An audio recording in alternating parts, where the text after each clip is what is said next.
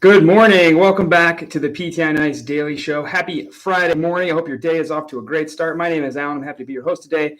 Currently have the pleasure of serving as lead faculty in our fitness athlete division. It is the best day of the week. It's Fitness Athlete Friday. We talk about CrossFit, Olympic weightlifting, powerlifting, bodybuilding, running, biking, rowing, swimming, all things fitness athletes. So today we're going to talk about the Venn diagram of CrossFit, the intersection of practice, training, and competition. I apologize for my appearance. I will probably periodically wipe my face throughout this episode. I just finished working out. If you're on the Mayhem track for your workouts for CrossFit, you know today's workout is quite nasty. A little 3, 6, and 10-minute AMRAP repeat. A lot of volume in a short amount of time. It's also 95 degrees here, 90% humidity, so it's quite sticky. Courses coming your way from the Fitness Athlete Division. This weekend, you can catch Mitch still down in Greenville, South Carolina for Fitness Athlete Live.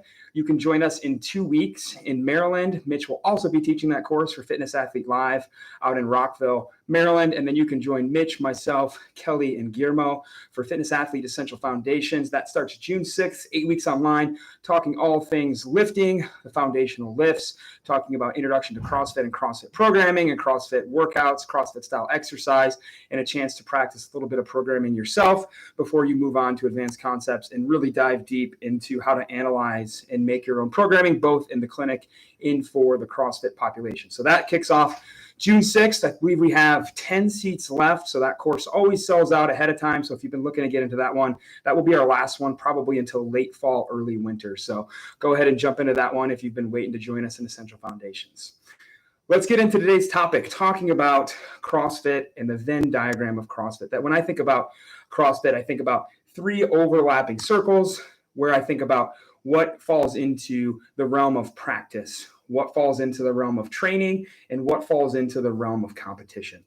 And so I want to step back and define these 3 realms first, and then talk about kind of doing it right and doing it wrong as it relates to CrossFit. Now, this can help those of you who are coaching, those of you who are working with CrossFitters in the clinic, or those of you who are just looking to maybe learn a little bit more about CrossFit. You still haven't dipped that toe in the water yet. So when we step back and we think about what falls into practice, practice should be things that are done at easy loads and or volumes, right? So this is done wrong across a lot of different fitness regimens, CrossFit notwithstanding, right? This is often done wrong in baseball, football, basketball. This should be where we refine technique, where we practice a team-based sport, where we practice our drills. But often practice is overloaded with volume and intensity. We know we have those youth athletes who come in who have 4 hours of baseball practice 6 days a week, right? They're spending literally half of their waking time in practice, right? That is too much. Practice should be easy loads, easy intensity. This is where we refine techniques. Olympic weightlifters spend a lot of time in practice, right? They spend a lot of time hanging out at 50, 60, 70% of their max, working that technique. We know Olympic weightlifting, if the technique is not 100% perfect, when it comes time to actually compete, the lift doesn't count, right? If you don't pass through a full squat and you're clean or snatch, it doesn't count.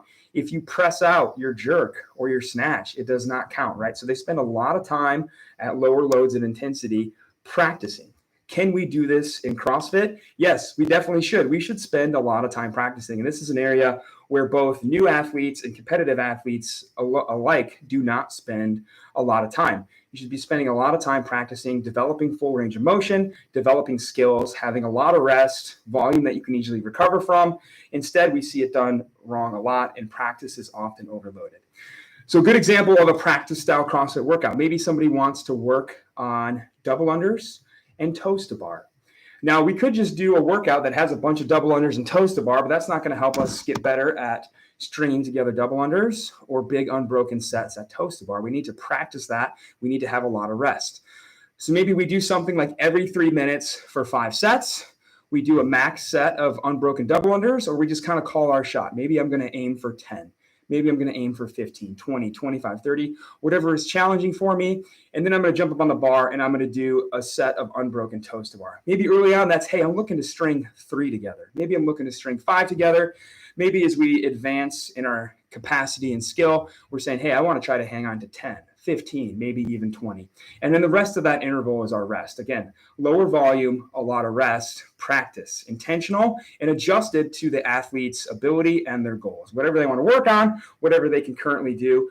Again, focused on getting range of motion, developing skill, developing technique without overloading the athlete. So we like to think of practice as light to moderate load under light to moderate fatigue.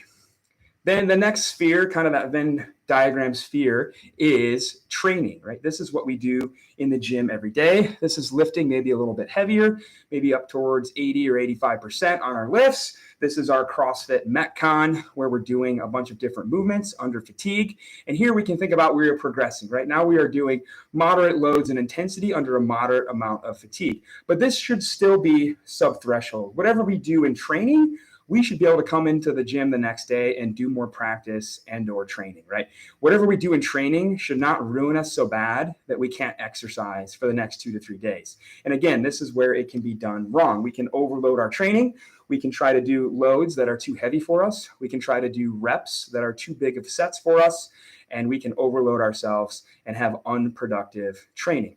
So progressing that practice workout of that every 3 minute style workout, maybe now we're doing 5 rounds for time, we're doing 30 double unders and 15 toes to bar. If we have worked on those things in practice, now we might be able to string together at least the first couple sets under light fatigue. We can string together those 30 double unders. Maybe we can do those toes to bar in 2 to 3 sets and move through that workout before the time cap. Where I see training done wrong in the gym often is folks chasing that RX rep scheme, that as prescribed rep scheme, that RX load that might cause them to take more breaks. And this is kind of a failure on both the athlete and the coach, that if the coach has explained the stimulus correctly, I want you to get done in this goal time. I want you to be able to finish the double unders in X amount of breaks, the toes to bar in Y amount of breaks.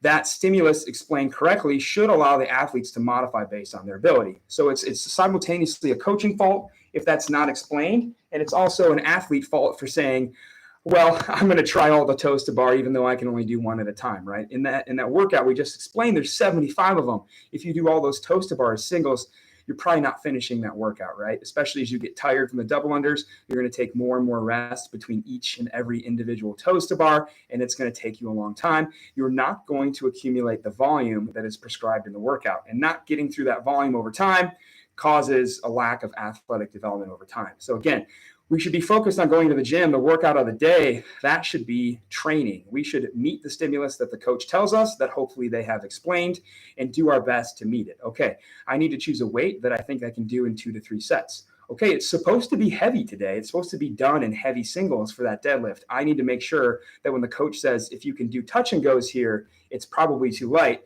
that I don't actually underdose myself either, right? That we find that sweet spot, moderate loads, moderate intensity under moderate fatigue. And then finally, that third sphere is that realm of competition. We should spend very little time here, right? This is happening right now, right? It's CrossFit game season. We have semifinals starting this weekend over the next couple of weeks, preparing for the CrossFit game. Competition is a measure of volume, load, intensity that is physiologically unsustainable for a long period of time, right? 3 days of CrossFit semifinals, 5 days of CrossFit games, and then we definitely are going to have a deload. Again, where does this go wrong in the gym? It goes wrong when folks show up to compete every day, right? My buddy is doing the RX barbell. I know that I can't meet the stimulus that the coach explained to me, but I want to lift the same weight as my buddy so we can compare times later. And guess what? I don't finish. I don't get the volume in. Maybe I can't even lift the weight or do the reps or the movement I have chosen, and I have to scale, right? I'm that person pulling weight off my barbell, or the coach is angrily pulling weight off my barbell in the middle of the workout. That is choosing to pursue competition when instead we should be training. Good example here, a progression of that same workout we've been talking about. How about now we keep 5 rounds for time, but we really up the volume. We have 60 double unders and 25 toes to bar. Now imagine that person who cannot complete the previous workout of 30 double unders and 15 toes to bar. We have now almost doubled the volume of this workout in probably the same time cap. Now, really elite athletes are going to be able to get through this. Everybody else is not. But if we choose to approach our workouts like competition all the time, we will find ourselves getting time capped every single day, not getting the volume in that's going to cause the physiological adaptation that we need to get better at doing all of this stuff. Keeping in mind, we're trying to get better at about 300 movements over the course of decades of fitness in the CrossFit gym. So if we're always choosing competition, we're probably going to see our development get curbed very often. We're going to be that person that's frustrated that I can't learn this skill or I can't move this weight because in a 5-round for time workout, I tried to do the workout as it was written instead of scaling. And instead of getting through 5 rounds, I got through a round and a half, and I did not accumulate any measurable volume that's going to cause my body to adapt. So that overlay of training, practice, competition, that realm of competition should be very small. We should be spending a lot more time in that realm of training and practice. And so where do I see this done wrong? In the gym itself, right? The emphasis on competition, mainly from the athlete. Even though the coach has explained the workout really well, explained the stimulus, the athlete still chooses to try to go prescribed, go RX on all the workouts and doesn't finish, doesn't get the volume in. Not accumulating that volume, not getting stronger, not getting better, not getting the time under tension that's going to cause adaptations in our tendons and ligaments and muscles that's going to make us stronger. And maybe even because of that, make us actually more prone to injury, even though we are training every single day. Not spending time to practice. This is something I talk to about athletes in the gym all the time, about coming to the gym and being frustrated that you can't do double unders. Well, do you have your own jump rope? Did you spend 5 or 10 minutes this weekend on Saturday or Sunday practicing your double unders? Or are you just hoping to get better and magically learn a skill under an extraordinary amount of fatigue in the middle of a Metcon? It usually doesn't go that well, right? So this is sometimes the fault of the athlete, but it can also be the fault of the gym for not having time in class for practice. I love the days where class ends early, 10, 15, 20 minutes early, and we have free time, right? We have time to work on whatever you want. Maybe our programming is working us towards something specific. We had a recent cycle where we had about 15 minutes after class, 2 days a week, to work on handstand holds, to work on handstand push-ups, to kind of work on inverted shoulder strength. And that was wonderful. A lot of folks got better at handstand push-ups. A lot of folks got more comfortable kicking upside down into a handstand hold and beginning their handstand push-up progression. We've had cycles where we had time after class, 1 or 2 days a week, to work on rope climbs, kind of all these higher skill things. We've done cycles of toe to bar EMOMs after class to get better at toes to bar. All that sort of stuff falls on the gym as well to make sure there's time in the programming for practice. And again, it's kind of a combination of the athlete not approaching the workout correctly and the gym itself maybe not approaching CrossFit correctly. We see this done wrong when we have a lot of stuff packed into an hour. When we come in and there's maybe not even time to warm up, we jump right into a strength or a skill piece. We jump right into maybe a Metcon. I've seen gyms that try to run 2 to 3 Metcons in an hour, like 2 to 3 10-minute AMRAPs with some rest, with completely different movements. When there's that many moving parts, athletes that have been in the gym for a long time know those movements. They know how to warm them up. They know what they can do, but it kind of overlooks the newer athletes who may have never even done those movements before. And now they're being asked to do many of them inside of an hour. And of course, we're going to see that is not enough time for practice. That is maybe not even technically training. That's going to feel more like competition for some of our newer athletes. And they're not going to have the time to develop that strength, that skill, that time under tension. So CrossFit done right has time in the hour to practice. It should have time at the whiteboard, 5-ish minutes with the coach. Hey, here's the workout. Here's how I want you to approach it. Here's how you should break these up. You should do these dumbbell shoulder to overhead. They should be light enough that you could do these unbroken. It should be heavy that you have to break this up 2 to 3 times. Moving through the workout piece by piece, explaining how it should feel, how you should approach it. That will let the athlete know what weights they need to use, how to scale it. Maybe they need to reduce the rep scheme, right? We had a workout last Friday that had 150 GHDs in it. That is a lot of volume for folks, especially if they've never done a single GHD, and telling them like, this is way too much. If you've never done a GHD and you want to try them today, you need to see me as we're warming up so that I can give you a rep scheme that's going to allow you to get exposed to these, but not leave you so wrecked that you can't come to the gym for the next couple of days because your abs are so sore, right? That is approaching a training workout, but attacking it in a competitive style manner. So we need to make sure we're smart at the whiteboard as well. On the PT side of things, what does this all mean for us? It means that we constantly need to be reinforcing mechanics, consistency, and then intensity when these athletes show up in our clinic. Are you spending the time to actually get better at these movements, or are you just trying to do whatever's written on the board and you're just sending it and hoping for the best result? That is not a strategic way to approach this, and really encouraging and reinforcing to these athletes the same thing that the coaches are telling them, that we're here, most of us, for lifelong fitness. Most of us are not trying to go to the CrossFit Games, right? We're trying to be in shape and not have diabetes and be healthy and strong for the rest of our lives. And we might be in our 20s or 30s. And that looks like, what does it look like to be coming into this gym most days of the week for the next 30, 40, 50, maybe 60 years, it looks like a lot of time spent on training and practice and a small amount of time spent on competition. And having that conversation with those athletes, why are you doing this? Do you think you have a shot at the CrossFit Games? Okay, then your approach to CrossFit is going to look different from most everybody else, right? If you're hoping to make this into a career and get paid doing this, it's going to mean extra time outside of the gym spent eating food and sleeping and recovering and that sort of stuff.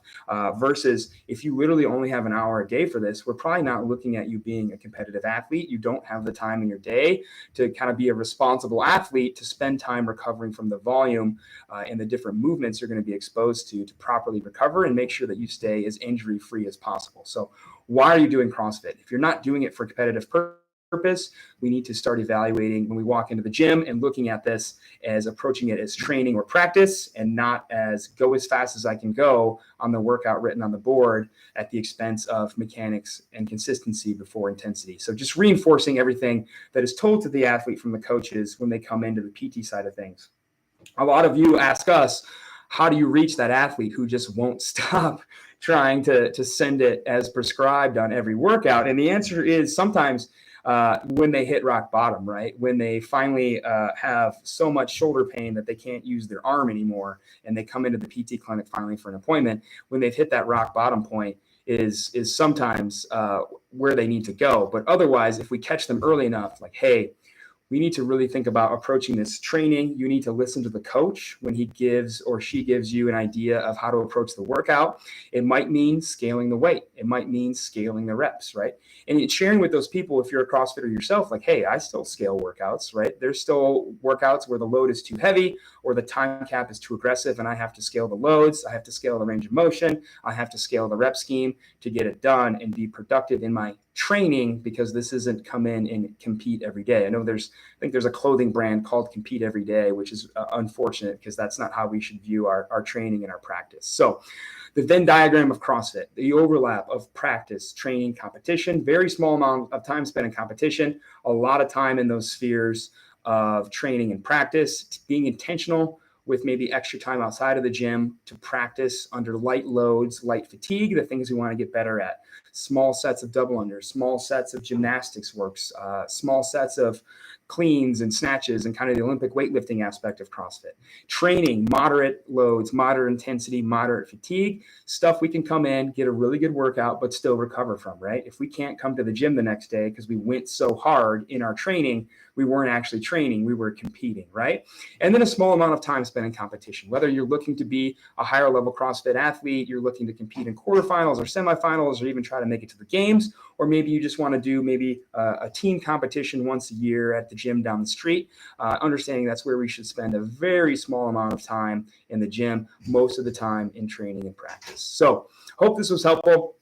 Happy to hear any discussion or questions you all may have about this. If you're going to be down in Greenville, South Carolina with Mitch this weekend, I hope you have a fantastic weekend with Fitness Athlete Live. Hope you all have a wonderful summer weekend. Have a great Friday. Bye, everybody.